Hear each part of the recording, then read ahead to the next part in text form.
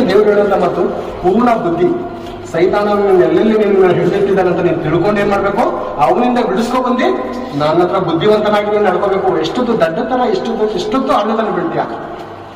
ದೇವ್ರ ವಾಕ್ಯ ಹೇಳೋದೇನು ಗೊತ್ತಾ, ಮೂಢರು ತನ್ನ ಉದಾಸೀನತೆಯಿಂದಲೇ ಹತರಾಗುವರು. ಸ್ಪಷ್ಟವಾಗಿ ಹೇಳುತ್ತೆ ಪ್ರೇರೆ ದೇವ್ರ ಮಾತು. ನಾನು ಈ ದಿನ ಕತ್ಕೊಂಡ್ಬಂದು ಹೇಳ್ತಾರಂತ ಮಾತಲ್ಲ. ಮೂಢರು ತನ್ನ ಉದಾಸೀನತೆ ಕೇರ್ಲೆಸ್ ಉದಾಸೀನತೆಯಿಂದಲೇ ಹತರಾಗ್ತಾರಂತೆ. ಹತರ ಅಂದ್ರೆ ಮಾಡ. ಕೆಲವರು ನೋಡಿ ಚೆನ್ನಾಗೆ ಸ್ನೇಹಿತರಿಗೆ ಬಾರು ಬರ್ತಾರೆ ಮಾಡೋಣ ಅಂತ ಕರ್ಕೊಳ್ತಾರೆ. ಬಾರ ಬರ್ತಾರೆ ಮಾಡೋಣ, ಬಾರ ತಿನ್ನೋದು ಕುಡಿಯ, ಇವತ್ತಿನ ಜನ್ಮದಿನ ನಡೆಯೋ ಕೇಕ್ ಏನು ಕೊಡ್ಸೋದು, ಪಾರ್ಟಿ ಕೊಡ್ಸೋದು ಅಂತ ಕರ್ಕೋಗ್ತಾರೆ. 4 ಜನ ಅವನಪ್ಪ ಚೆನ್ನಾಗಿ ಅವನ ಹತ್ರ ಕುಡಿದು ತಿಂದು ಚಾಕುನ ಏನಾದ್ರು ಹಾಕಿ ಮೋರಿ ಹೊರಗಡೆ ತೊಳ್ಕೊಂಡು ಬರ್ತಾರೆ. ಅವನೊಬ್ಬ 4 ಜನ.